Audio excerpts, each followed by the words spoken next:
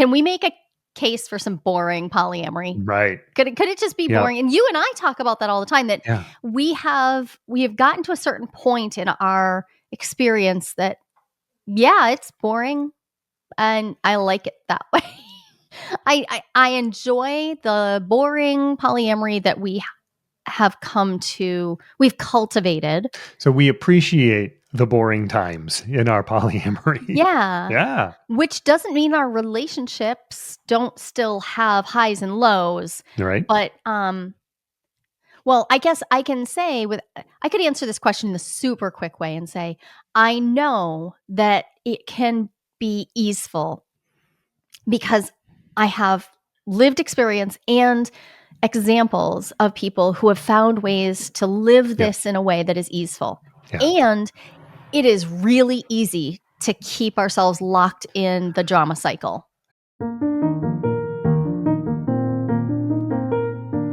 Welcome to Playing with Fire, the podcast for people who are ready to custom build their love. We're talking about non-monogamy, however you design it, as an individuation opportunity. Want to leave the default and make your life spectacularly you? You're in the right place.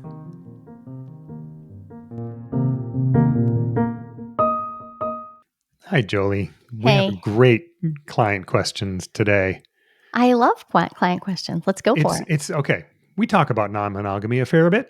We do. And kind of our thing. Kind of our thing. And one of the questions that comes up is this whole question thing.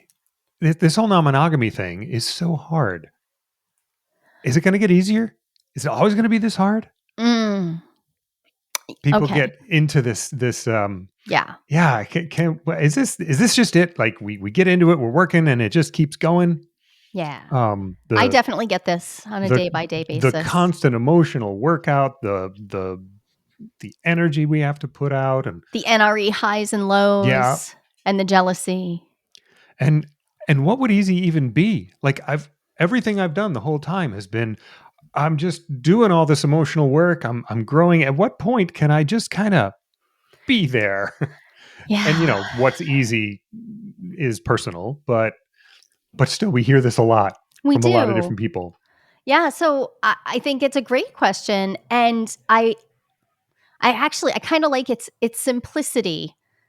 And underlying that simplicity is, what would it even mean? Like, what would it look like for something to be, I think what we're really looking for is easefulness. Easeful, right. Which isn't the same as easy. Like, oh, this takes nothing. But I think how does it feel to do it? Yeah. Okay. If I were going to title this though, and I were going to be quippy, I would say, can we make a case for some boring polyamory? Right. Could it just be boring? And you and I talk about that all the time, that we have gotten to a certain point in our experience that, it's boring and I like it that way. I enjoy the boring polyamory that we've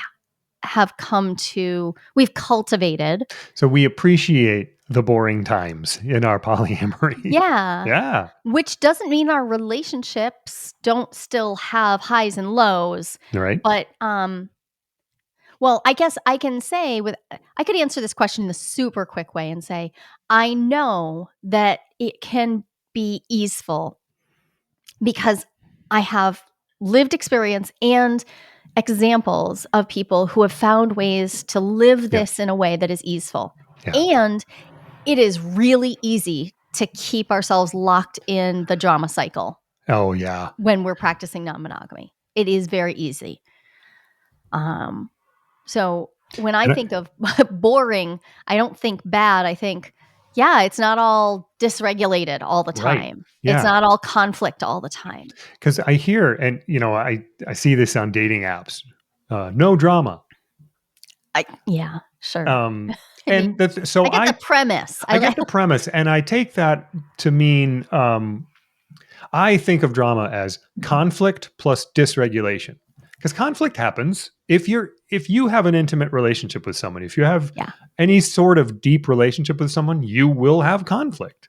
Because if you never had conflict, that means you haven't gotten to the parts of this other person that are enough different from you that you have something to learn from each other. But And conflict with skills but and conflict with skills capacity. and resilience Yeah. is very different from conflict that's paired with I'm just going to explode now. Yeah, honestly, I mean, like it. I was raised in a conflict forward Mhm. environment, so I like a little conflict, and conflict from a place of, "Yep, and we have the resilience and tools," feels like love to me. Right. So, Yep. yeah, for me, that doesn't necessarily even yeah, I'm not Whereas I necessarily going for conflict free. Whereas I was raised in a situation where conflict it existed. It wasn't glossed over exactly, but there was a lot of back pressure. There was a lot of like conflict resolution. Like resolution is we need to get to resolution as fast as possible. Yes. That conflict, while it's necessary, you want to get out of it as fast as possible. And there's no like I no longer believe that, but I still have some emotional leftovers from that upbringing. But So yeah, from a don't pure from one stance then, the idea this idea of like no drama. yeah. Usually what I hear in that is I don't want anybody else's drama because we all have our own. No, I just want We're we mine. all have our own Yeah, drama. I yeah. understand the idea though, and maybe it's not boring polyamory that we're looking for. Maybe what we're looking for is sustainable, and that's going to be Mm, subjective. Like what's sustainable for me yep. is different than what might be sustainable for another. Right. And also grounded. Like it feels like this is Mm, grounded on meaning. This like I get why I'm doing this and I get how it fits into my vision of my life.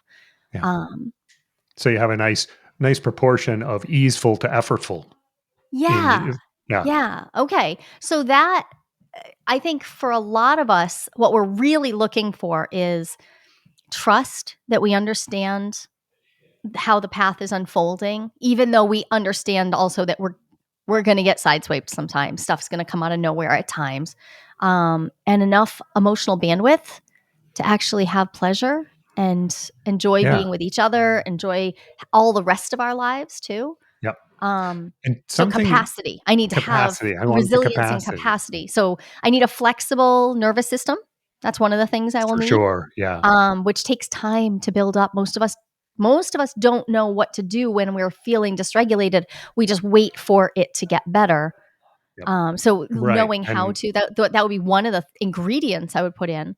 which is But one the of the questions, reasons that conflict had always bothered me is I didn't know how to get out of it. I didn't know how to actually work with it and have it yeah, become something else. So like you said, "Oh, I guess I just have to wait." yeah. Doesn't feel good. So the question, as I hear it, really right down at core Mm, is will this always be hard? yeah. Is it just inherently harder? And that is related to the premise, like the mono paradigm premise that monogamy is easier than non-monogamy. Mhm. And so I think the first thing I want to look at is have I bought into the idea, the illusion that monogamy is inherently easier? First off, monogamy isn't inherently easier. If Yeah. I am polyamorous and like at a base level, if that is my reality, then being monogamous might be incredibly effortful for Yeah. me. But also, every polycule is different. Every individual experiences this differently. So, just that premise, that idea that just because monogamy is the default expectation of our culture does not mean that it is inherently easier or more Yep. easeful. But when we're confused, when we're dysregulated, when we're experiencing a lot of emotion, or when we're confused, we tend to just default to like, well, what do I understand? And we have a template for monogamy. And so it can be tempting Yeah. to say, well, I'll go to that, or to have idealized how easeful our monogamous experience was and Right. have kind of forgotten and like smudged over the parts that weren't great and really focus on how where it was easeful. So Yeah. one of the That things would be, can I see the truth of all relationships have their challenges. All relationship styles and structures yeah. have different challenges and different energy expenditures. And you said that the way you perceive boring polyamory is that it won't doesn't have to be hard all the time. Yeah. And I think similar. I mean, it might just be a different framing of it, but it's how much time do I get to spend in the relationship as opposed to working on it. Yeah. Um, and as you were talking about the monogamous scripts that exist, that paradigm that we've just been given, is that we don't have to think a lot about how we work on our relationship. We can, but we don't have to. Whereas when you step away from that script, all of a sudden you have to figure out for yourself how you're going to do this relationship. So there's a lot of work to do on it. And one of the ways I hear this question is, so when do I get to just have it, Yeah. have the relationship? Yeah. When do I get to just be in my relationships and not be working on them? Yeah. And you and And I have set aside time. We've said, "Oh, okay, you know what? not working on For our relationship this right now. weekend, we'll write ourselves up an agreement during this period of time. We're going to be in it and not on it. And Yep. anything that comes up, we'll just put in a parking lot and Bracket we'll it. get to Yep. later." We're just like, yep, that's, yeah, later. We created that because you and I were possibly the poster children for working on our Yep. relationship rather than be in it. I think that was actually my way of staying in connection with you, was staying in the drama cycle Oh, totally. of our Mhm. relationships. And that, yeah, and you bought into it and we would just stay in So that. there we were, and we equated it to having our relationship. And we did that for like five and a Oh, half years. yeah, so long. It was a long time. I don't do that. You don't do Just that. don't. So if you're listening, just um don't. I understand sometimes it happens. We didn't even realize that that's what we were doing. I would go back and do it differently Oh, yeah. now. A- Mhm. Another thing that comes up is the early turbulence time. Like all that, like everything's hard. You don't know what you're doing. Right. That won't last forever, You but it will become sort of it will become the muscle memory, right? Like Yes, that right. As all the you stuff, the novelty that you're dealing with, you don't Yep. know anything, you're You're learning new tools. They're brand shifting new, dynamics, shifting questioning dynamics. power differentials, renegotiating things. Yeah, and you're also like experiencing dating maybe for the first time in decades. Mhm. That's a lot of novelty. And novelty is turbulent. But we could like build that into the muscle memory. I have definitely fallen into the trap of thinking when things were easeful and grounded that am I doing my non-monogamy? Like am I Totally. participating? Because Right.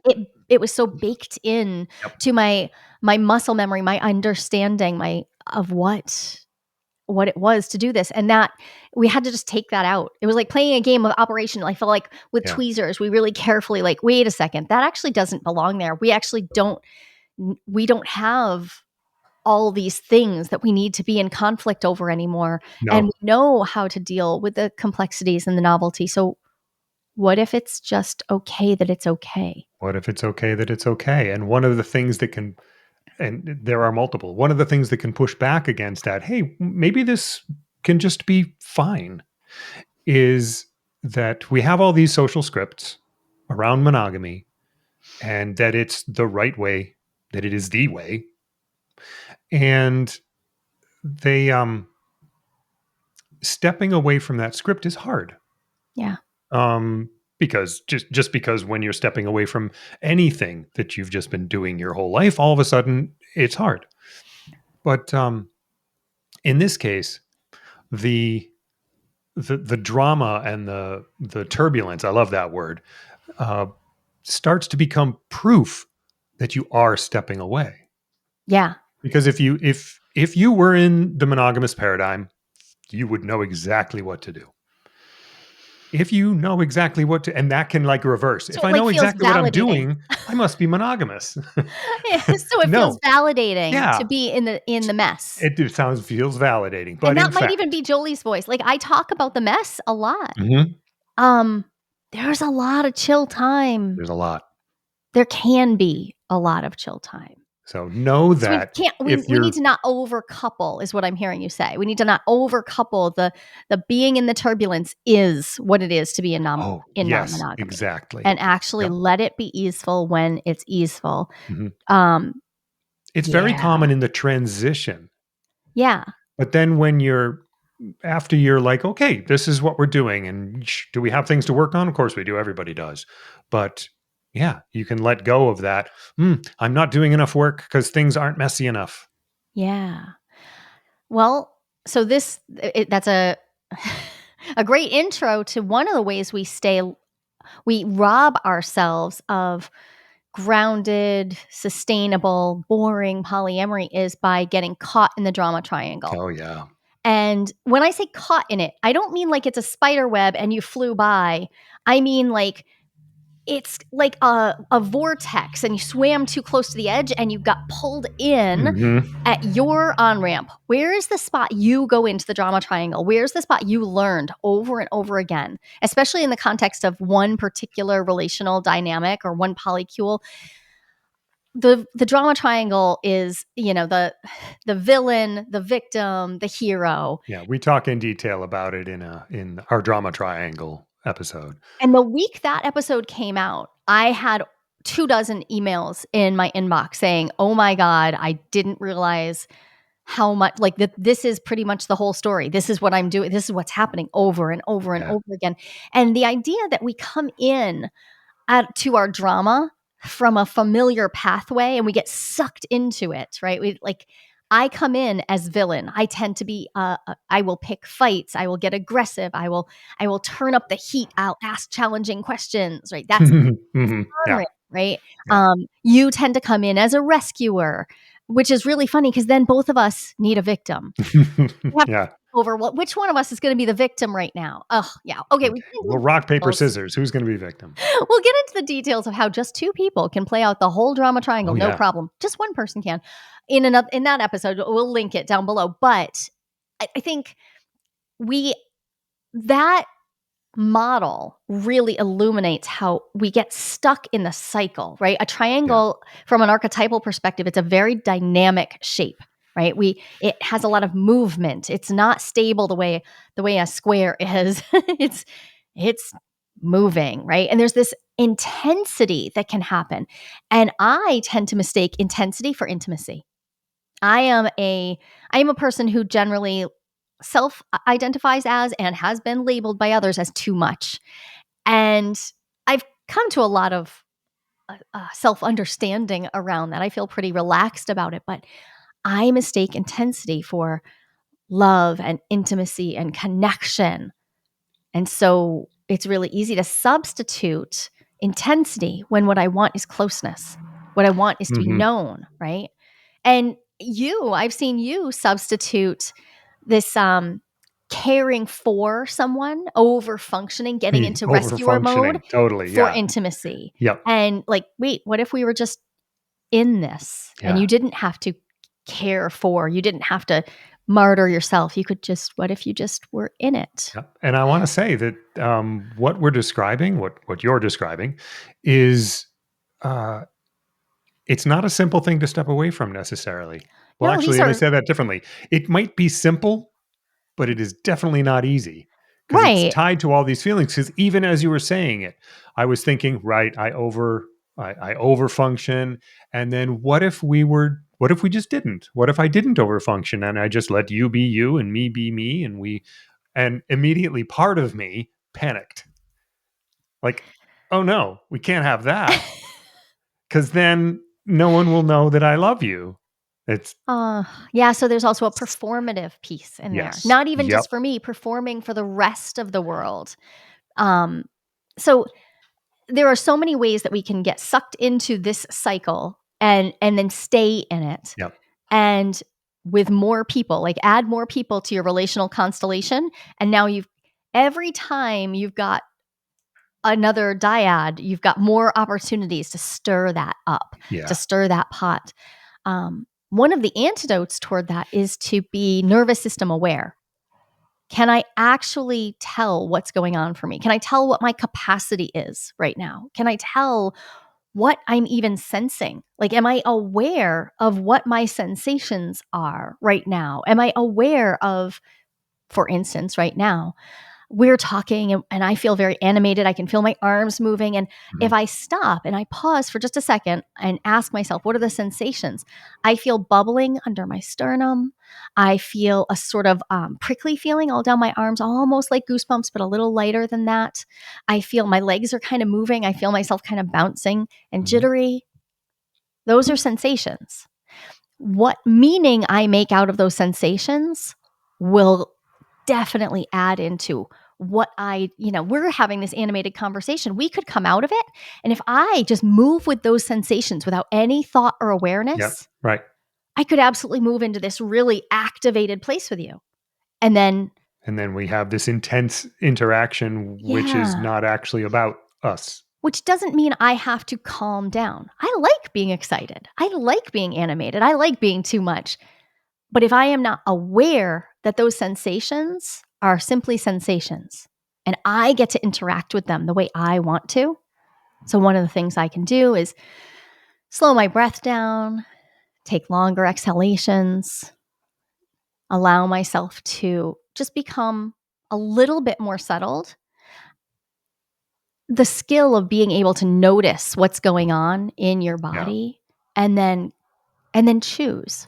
Do I want to keep going in the direction that my nervous system's currently leading me, or do I want to make a slight shift? I have a whole bunch of tools I can use to make a shift, and then I have to decide to use them. Right. So we need to be nervous system aware. Then I have to be willing to actually use the tools that can influence my embodied experience of relating with others. And those are some of the tools that I immediately go to when I think, well, if I want a more grounded, settled, sustainable relating structure, it's not that I need to have less partners. I need to have more ability to come back to my body, check in, and actually see what's my capacity, what's my bandwidth, what support do I need, what's going on in here. Right. If I stay locked in the story that this is all very hard and I have no say over how hard it is, it will keep being really hard. Right. So you're describing things that you can do for yourself and with yourself to modulate how you relate. Yeah. And I like that word modulate because you get to decide. Maybe you're going to take that excited energy and bring it full right into the relationship because that's what you want to do right now. Or maybe you're thinking about maybe the way the day is going to play out. It's like, oh, actually, like half an hour after we're done here, we have to do something that's particularly hard or sticky or tricky, and maybe it's Yeah. time to ramp down. But you give it that thought. Right. But that's about how you relate with yourself, essentially, Yeah, it's not right? yeah, it's not so much about the interplay between Yeah. us as my choice Yeah. to relate to myself. And interacting with the other. You what did you just say? You said something about did I get, what kind of support do I need in this circumstance? And if there's a particular support you want and you don't get it, you will have, and I want to have a whole episode on this, foiled expectations, That'll ruin your day. which will ruin your day and it can take that nervous system experience into a whole other level. And those are expectations often about someone else. And the question that I always want to ask in that moment is, did that other person know that was your expectation? Yeah. Yeah, so many And of our expectations are yep, unspoken, they're invisible, unspoken. implicit. And the antidote to that is having explicit agreements. And eh, having explicit agreements and having a willingness to give voice Oh, when yes. the implicit stuff, like when it bubbles to the Hmm. surface, can you voice it or track it in some way? Yeah. Because I find when I'm in my agreement making zone, that's a different mindset than in Oh, the I see what you're when all of a saying. sudden expectation just like, whoo, it just boiled to the surface. Yep. I'm aware now.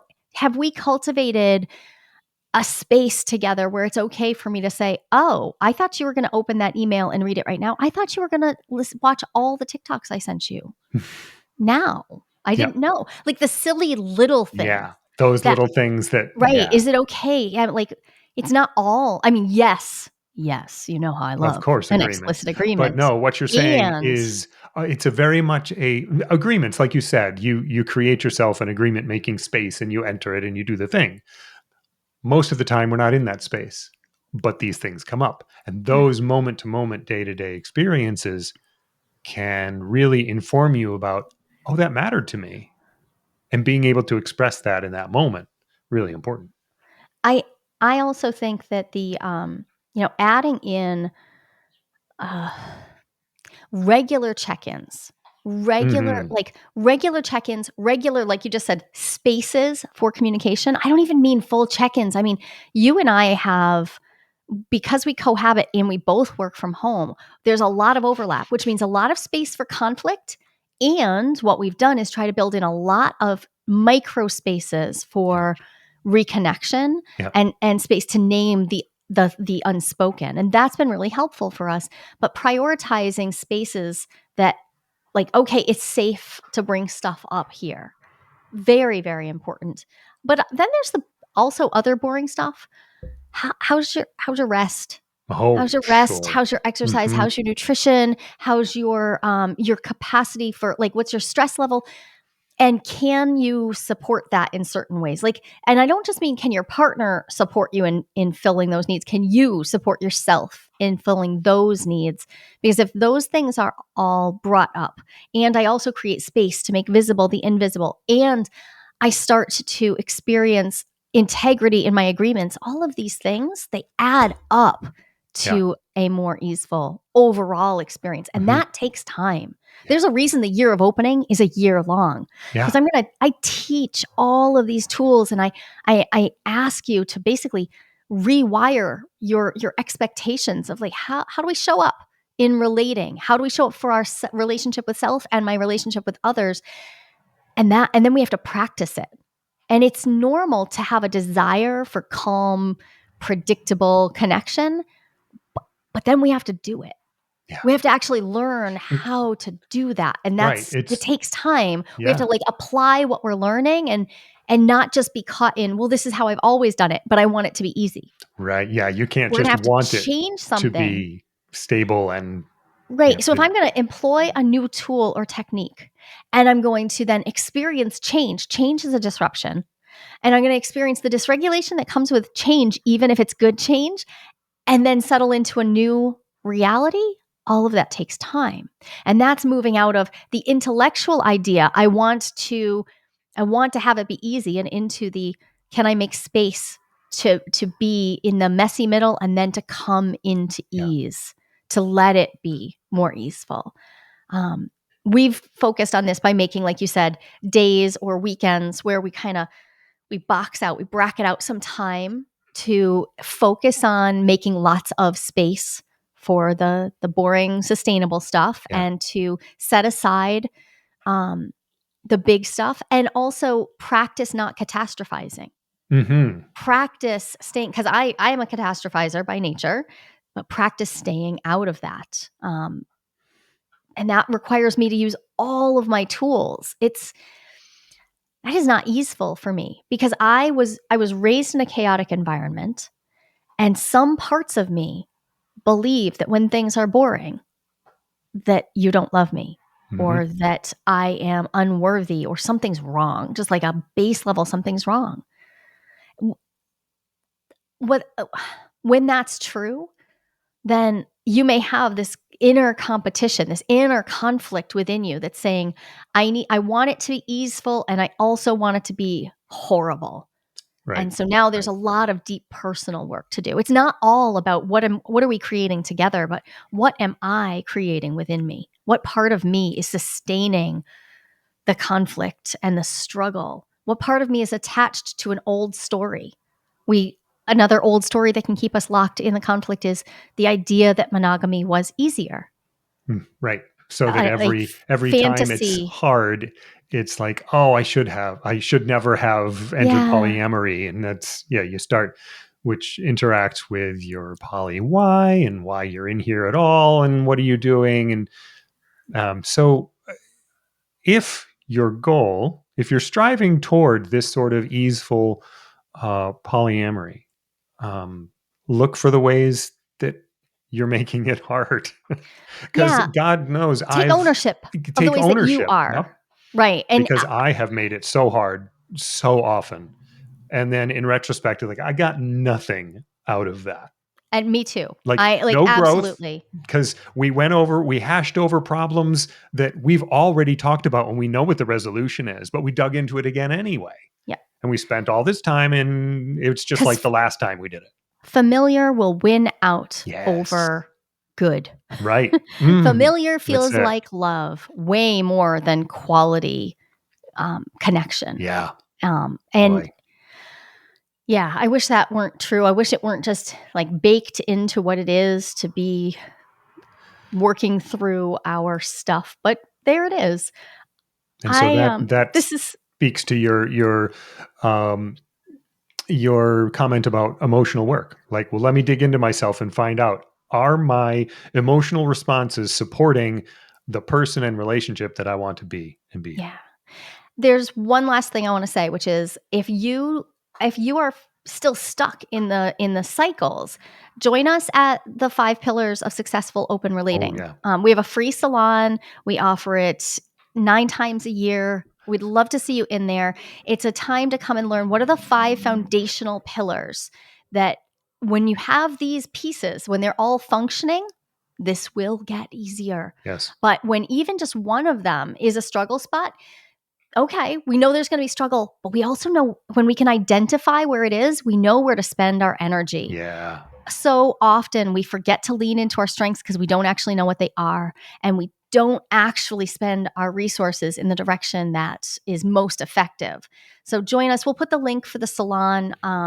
We're having one. I'm sure there's one within just a few days Yeah. probably of this release. Yeah. We have them so many times per year, and we'd love to see you there and We talk about would. what are the elements that we can build into your relational life so that it can feel more easeful, more sustainable. And I want to leave our listeners with a thought. If your goal is leaning toward this sort of boring polyamory, reflect. What would a week of calm, fulfilling polyamory look like for you? Oh, that would look very different for you and It I would, bet. right? Yeah. It would. I can kind of imagine your answer. I'm like, Yeah. oh, yeah, that's quite different. And Another way we can create drama then is if I'm trying to are we going to have A weeks and B weeks in this house, or how are we going to do that? But I love the question. it's a I great love the question, question. and it can help you. To Jolie's point, it can help you figure out where are good places to spend your energy. Like what's Yeah, missing from that week, and what could you do to get there?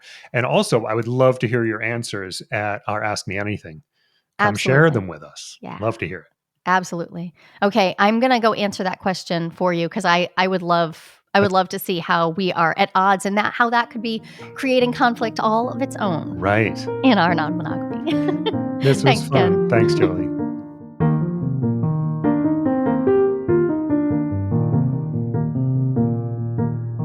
We talk to you all the time. It is absolutely imperative to me that we get to hear from you as well. Yes, please. So, we'd love to invite you to join us. Join Ken and I. We're holding monthly Ask Me Anythings.